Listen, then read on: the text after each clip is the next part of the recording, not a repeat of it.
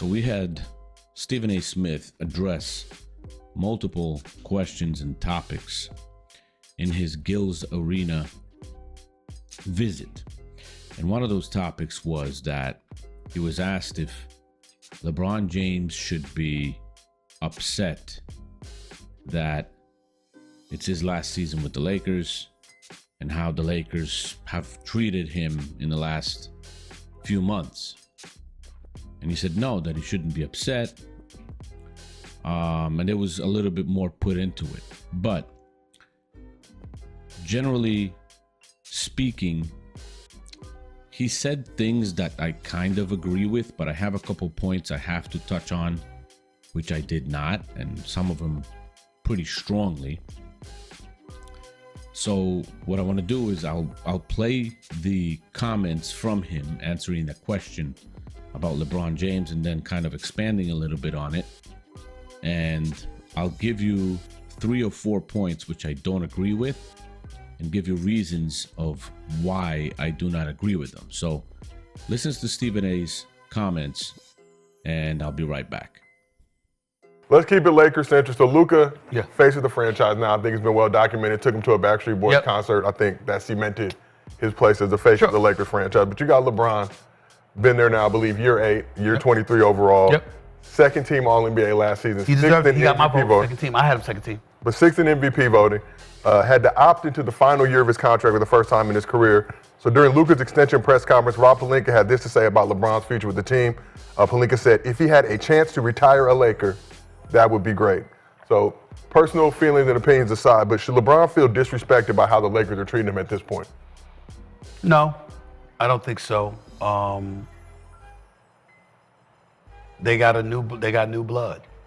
A cat that's going to be the face of their franchise for the next decade, where he's contemplating walking away from the game in the next year or two. Last time I checked, that's business. Secondly, it's pretty hard to be insulted when you're being paid $52 million for 1 year's work. So you need to get over that. Number 3, no, don't get me wrong, he deserves more. He deserves more. If it was allowed, if he could get more, with the CBA and all of that stuff, he should get more. Because what he means to the NBA from a box office perspective is undeniable. So I'm not throwing any shade in that regard. I'm just simply saying you still get $52 million. Number 3, let's call it what it is. You won a championship in the bubble. Kyle Kuzma didn't have to be going after that. Alex Caruso didn't have to be going after that. Kentavious Caldwell-Pope and others didn't have to be going after that. We might look at them now and say, okay, that's passé. Certainly not in the case of Caruso, who just won a title in Oklahoma City. But we might look at other cats and be like, oh, you know what, so what, they're going. But in the immediate aftermath of that championship, you still needed those cats. You wanted your boy Russell Westbrook. What did the Lakers do? They gave you your boy. You understand? You wanted coaches gone. What did they do? They got rid of them. You wanted coaches to arrive. What did they do? They acquiesced. They abided by your wishes. I'm not saying he was wrong to have those wishes. You're the face of a franchise. You the star. You damn right you should have some say. No question about it. So there's nothing wrong with that. But the point is they obliged. And so at some point in time, it's somebody else's turn. I think that the Lakers are title contenders. I do not think by any stretch they're favorites, but they're being I think J.J. Redick did a hell of a job last year. And I think he's a damn good coach. His attention to detail, his willingness to get in the ass, hold cats accountable. I'm a Darvin Ham fan. I didn't think that Darvin Ham deserved to lose his job with the Los Angeles Lakers. He did get him to the conference finals. And then when they got bounced in the first round, both losses were against Denver, and there's no shame in that with Nikola Jokic. So we understand that. But that doesn't negate the fact that J.J. Redick has proven to be a great hire. That brother can coach, we got a good relationship because he worked at ESPN with me and the whole bit, and I was rooting for him to get the job once it was open, and I'm happy he got it. Having said that, I don't think they have the personnel to upend Oklahoma City, a healthy Dallas squad. Kevin Durant's in Houston now. Let me tell y'all, son. Listen, it's KD, y'all. We can act like we don't know, but we better recognize this brother the truth. So if you got him, with Amen Thompson, who I love. Me too. All right? Shagoon's still there. Van Vliet's still there. Yo, y'all, they could do some things. I can't see the Lakers beating those teams. And they weren't even the ones that knocked them out. It was Minnesota who sent them home. So you've heard Stephen A. comments, some interesting answers to the questions that were asked. On one, he said that LeBron James should not be upset for the way the Lakers have gone about, treating Luka and treating him, not really asking him for input on the team and all that stuff. And he shouldn't be upset. I agree with that. And he is taking $52 million for this season, so how could he be upset? But the thing, what I strongly disagree with Stephen A. Smith here is that he said that LeBron James deserves more. He deserves way more. And if it would be possible and the CBA wouldn't have to be followed, he could get a lot more money and should get a lot more money in Stephen A's mind, because he means so much to the game of basketball, to the NBA, his box office. I'm not questioning he's made money for the NBA. What I am saying is that over the 22 years that he's been in the NBA, just think about this. If LeBron James wouldn't ever be in the NBA, if he would have never come to the NBA, do you think we would have such a huge problem with so much disinformation in NBA media, with so many fake narratives pushed in the NBA media, with so many debates that doesn't even make sense pushed in the NBA media? Would you have a company like Clutch Sports interfere, contact media members to vote for LeBron James or whatever players for MVP? Like Rick Bucher mentioned that he got an email from Clutch Sports. There is such a stain on the NBA from this guy. And he did bring a lot of positive. He brought attention. He made money for the league and the teams that he played on and so on. But a lot of it is not positive, guys. I mean, people pay to see a circus. And he is a freaking circus. There's not a lot of positives. He brought a lot of negatives to the league. He showed that you don't really have to. Before he arrived, there was a route people thought that they should follow to get an NBA championship. He showed you that you really don't have to do that. You could go the easy route. So I don't agree with that. I don't think he deserves any more. And to tell you the truth, I think the NBA should just literally let him know a little bit, nudge him like, bro, this got to be your last season.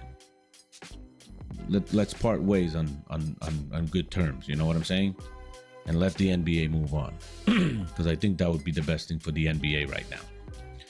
Now, he also said that the Lakers have listened to him for years. They've listened to him on the roster, on the players that he wanted to bring in. Example was given, Westbrook. And they listened to him on coaches, which they had to fire, which he didn't want. And then, they hired who he wanted and all that other stuff. And that's true. And that's also a negative for the Lakers because they are fine. I mean, it's a positive now because they're finally going to be, they already are, out from underneath that whole influence that him and Clutch Sports had over the Lakers. So that's a good thing for the Lakers. He mentioned Darvin Ham, who was fired, and he didn't deserve to be fired, and I agree with that as well. But LeBron James didn't feel comfortable playing underneath Darvin Ham. He got him to the conference finals. Then the next season, I think he got bounced in the first round, which Stephen A. mentioned, and he got fired. And then, what I strongly disagree with, is he said that JJ Redick has proven to be a great coach. Proven with what? Proven with what? With getting to the first round of the playoffs with LeBron James, as JJ Redick says, the GOAT. Luka Doncic, who is pretty freaking healthy, and getting bounced like nothing in the first round by the Minnesota Timberwolves. That's how you prove in Stephen A. Smith's eyes. But a full season. That's how you prove that you're a great coach. Bright future ahead of you, JJ Redick. And then he also mentioned that he sees the Lakers as probably the fourth or fifth team that has potentially chance to win a title, but they're behind teams like Houston, teams like OKC, healthy Dallas team, Minnesota.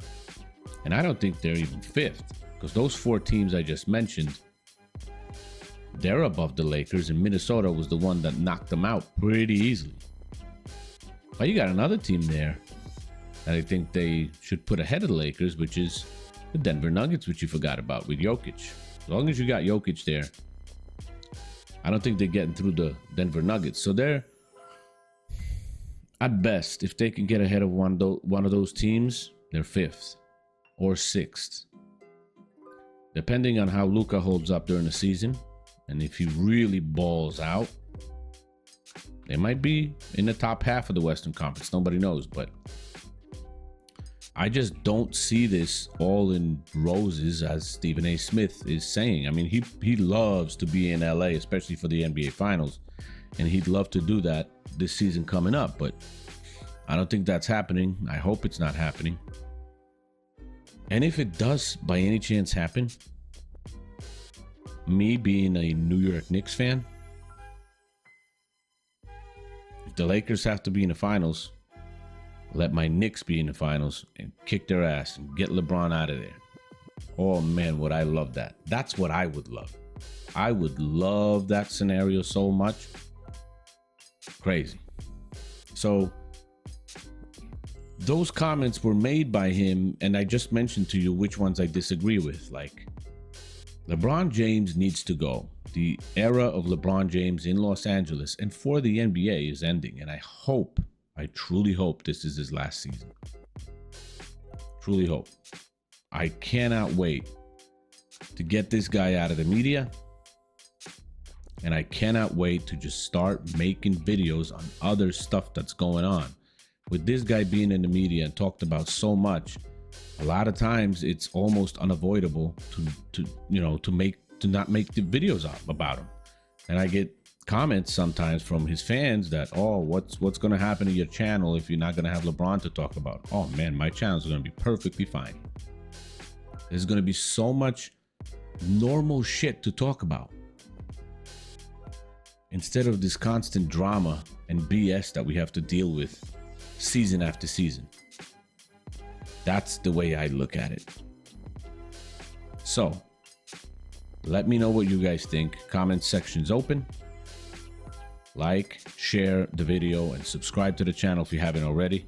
And I will see you in the next one. I'll have a good one for you. Peace.